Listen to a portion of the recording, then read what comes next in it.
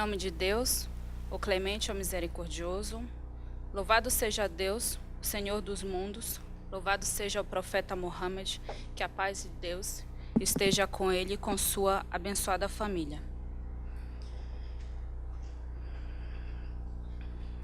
Boa tarde a todos.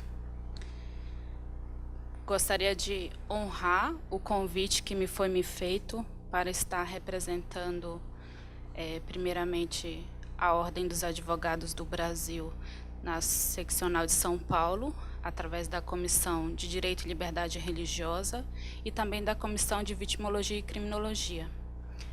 Gostaria de honrar a presença do nosso Ayatollah Mohsen Araki. Gostaria de honrar o convite vindo do Centro Islâmico do Brasil, na presença do Senhor Nasser e do Sheikh Taleb, nosso eminente sábio. E honro e agradeço, em nome da comunidade brasileira, por ser brasileira, a presença de todos os sábios e de todos que disponibilizaram do seu dia para estarem aqui dialogando de temas tão importantes para nós como muçulmanos e para nós como brasileiros e como comunidade muçulmana mundial, não é? O meu tema está voltado para os desafios enfrentados pelas comunidades muçulmanas do Ocidente. Mas, ao analisar esse tema, coube a mim falar esse desafio dentro do Brasil, já que nós estamos trabalhando aqui, praticando a nossa religião aqui, vivendo aqui. Como que é esse nosso enfrentamento diário? O que nós estamos enfrentando na atualidade? Muito me tem sido questionado sobre a presença dos muçulmanos do Brasil, porque é normal, nos dias de hoje, nós ouvirmos: os muçulmanos estão chegando no Brasil, os terroristas estão chegando no Brasil, os árabes, os refugiados são árabes, são terroristas, são muçulmanos e querem implantar a Sharia no Brasil. E, pensando nisso, eu vou fazer um pequeno apurato do histórico da chegada do Islã no Brasil. E, posterior a isso, eu vou falar do nosso trabalho dentro do combate à intolerância, da liberdade de crença e do direito à liberdade de crença no Brasil. E como eu, como muçulmana, junto com a minha comunidade no meio jurídico, combatemos essa intolerância. O que nós aprendemos nas escolas do Brasil, nas escolas não islâmicas, porque as islâmicas são ainda mínimas, poucas, é que Pedro Álvares Cabral chegou no Brasil para colonizar com a comunidade cristã, não é? Mas nós não aprendemos na escola que Pedro Álvares Cabral veio acompanhado por muçulmanos e que esses muçulmanos praticavam a religião aqui desde o período de colonização ou até antes, não é? É óbvio que a prática deles era muito secretamente, porque aquele momento era o momento do apogeu da igreja. E aquela nova ordem chegava no Brasil para impor inquisitoriamente, não é? E esses muçulmanos, eles vinham primeiramente como portugueses, espanhóis, e a partir do século XVI também chegaram os africanos, os negros do Sudão, e com o tráfico negreiro, não é, do século XVIII e XIX, aumentou muito a questão dos negros muçulmanos no Brasil, tanto que eles se organizavam intelectualmente, praticando a religião em árabe, né? Eles levavam as escrituras com eles, e dentro da criação do Quilombo de Palmares, naquele período, eles tinham toda uma organização fundada na lei do Islã, naquela época, não é? E devido à grande pressão que eles sofriam, não é? Eles eram discriminados por quê? Naquela época, os senhores falavam, um escravo, ele não tem direito de pensar, de ler, de religião, de justiça, de política, de lei, de liberdade. Então, eles foram perseguidos e, obviamente, o Quilombo de Palmares, ele foi extinto. E, meio a isso, aconteceu a Revolta dos Malês, na Bahia, Bahia, que é o nome de origem árabe, não é? Essa revolta, ela começou, basicamente no Brasil, a discriminação em relação aos muçulmanos, porque, naquele momento, aquelas pessoas que se reuniam em revolta eram os muçulmanos lutando pelo seu direito de propagar a sua fé, de professar e de praticar, não é? Eles foram educados para isso, eles eram letrados. Eles se sentiam ofendidos em não poder praticar a sua fé e se sentiam mais ofendidos ainda ao serem obrigados a se converter a uma fé que não era uma deles. Então, após a revolta dos malês, o Quilombo de Palmares ele foi extinto. Foram espalhados no Brasil vários outros quilombos, nenhum com a proporção do Quilombo de Palmares.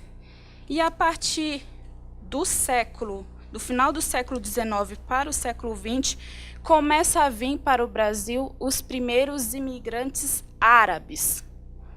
Sendo que, irônico que seja, esses imigrantes eles não eram muçulmanos em sua totalidade. A primeira légua de árabes que vieram, eles eram de origem síria, eles estavam fugindo do Império Otomano e eles eram cristãos. E até conta a história de que eles chegavam com passaporte turco e eram conhecidos como turcos. E até hoje muitos árabes também são conhecidos como turcos, né? Um apelido que é dado a eles devido ao período da colonização. Então vinham os novos muçulmanos, né? A partir de então, após a chegada dos sírios, chegavam os muçulmanos libaneses, sírios também, turcos, marroquinos, egípcios, dentre outros. Não é? Esses muçulmanos, principalmente os palestinos, eles fugiram para o Brasil a partir da criação do Estado de Israel.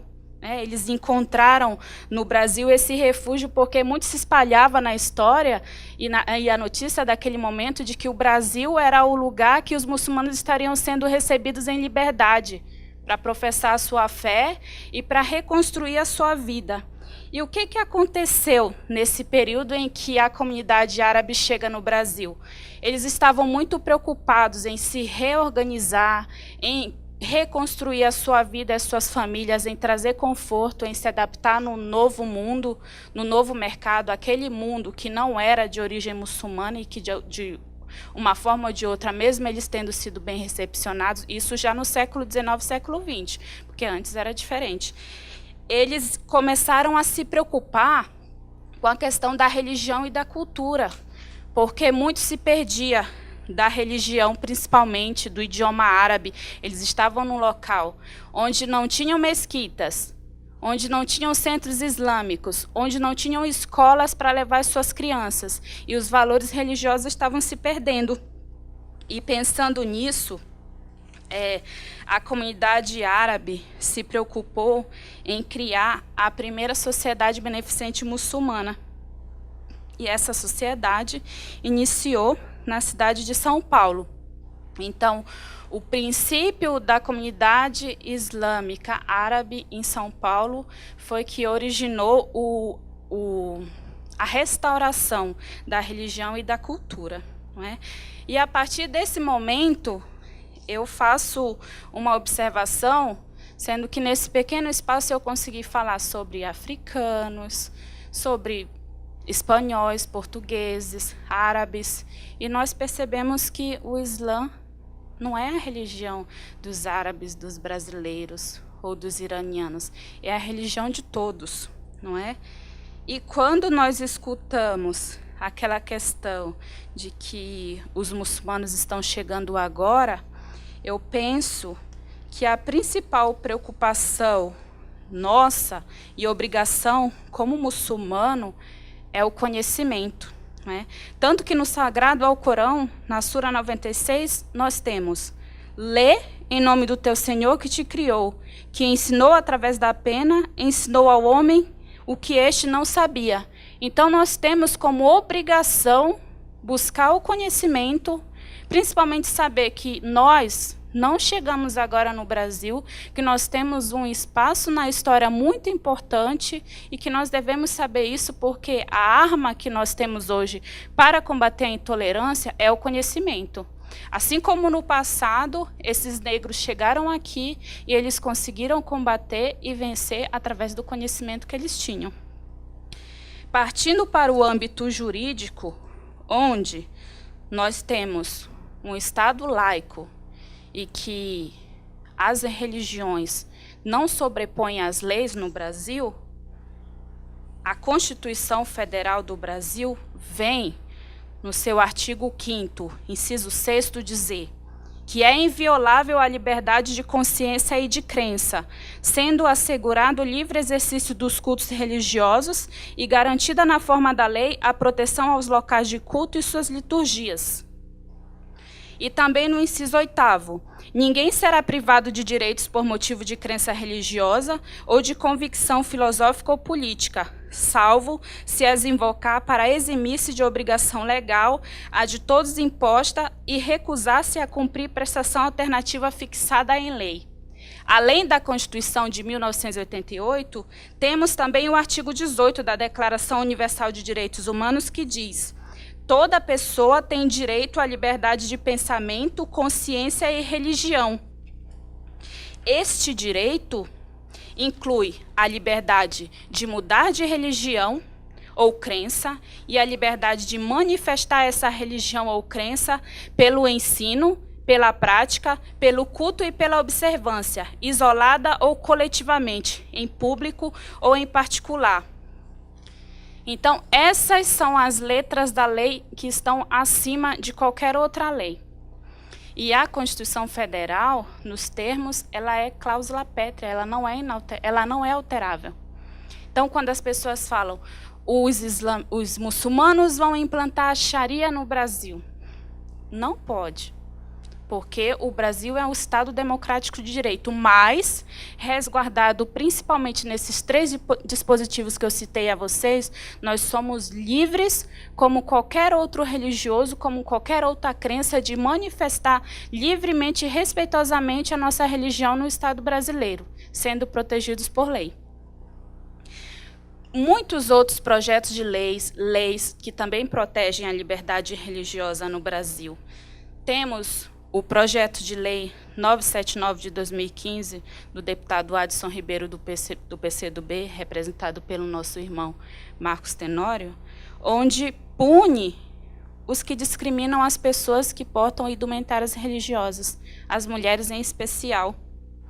E assim como temos também recentemente o projeto de lei 104 de 2017, que permite o uso de vestimentas religiosas ao tirar os documentos, carteira de motorista, registro de identidade. Isso muito voltado para as mulheres, porque quando se fala em intolerância no Brasil, as mulheres são alvo.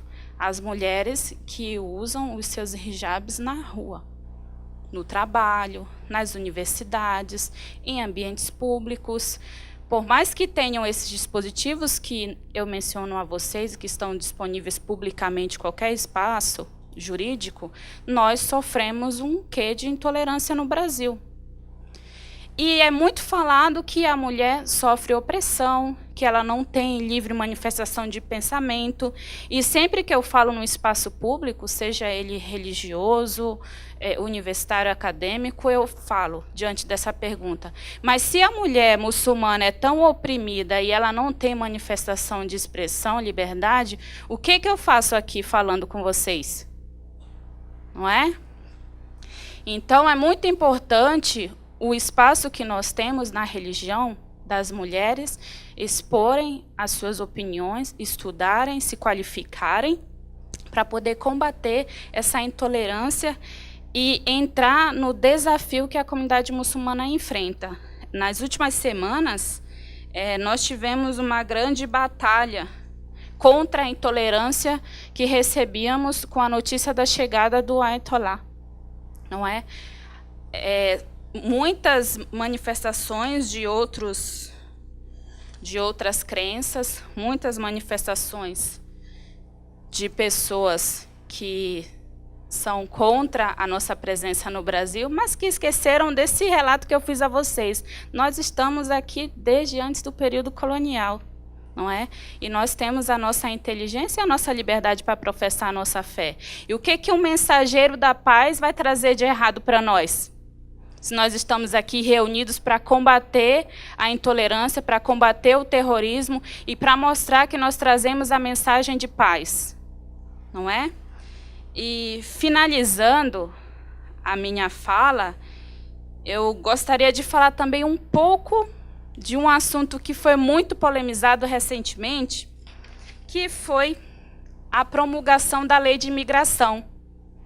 Quem está atuando no campo jurídico, principalmente na liberdade religiosa, que atualmente eu tenho feito um trabalho na Secretaria de Justiça, no Núcleo de Combate ao Tráfico de Pessoas, vê muito da intolerância, porque nós recebemos denúncias de pessoas preocupadas com isso.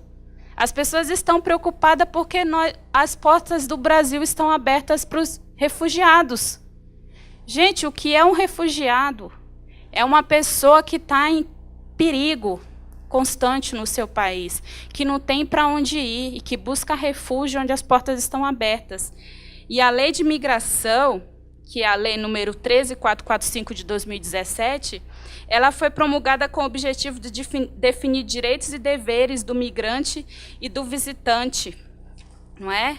No Brasil, e regula a entrada e permanência dos estrangeiros, né, em substituição ao Estatuto do Estrangeiro adotado durante o período militar. Ou seja, é benéfico para nós e é benéfico para o refugiado também, porque ele vai ter uma melhor acolhida quando ele chegar aqui. E nisso, com a promulgação da lei, houveram muitas manifestações, passeatas. Eu, que moro no centro, ouvi muitas passeatas com cartazes gigantes. Não à islamização, essa lei vai trazer navios com milhões de muçulmanos refugiados para o Brasil, vai ser horrível. Então, assim, o nosso desafio, friso, é combater essa intolerância com o conhecimento, tá? Boa tarde, obrigada a todos e um ótimo evento.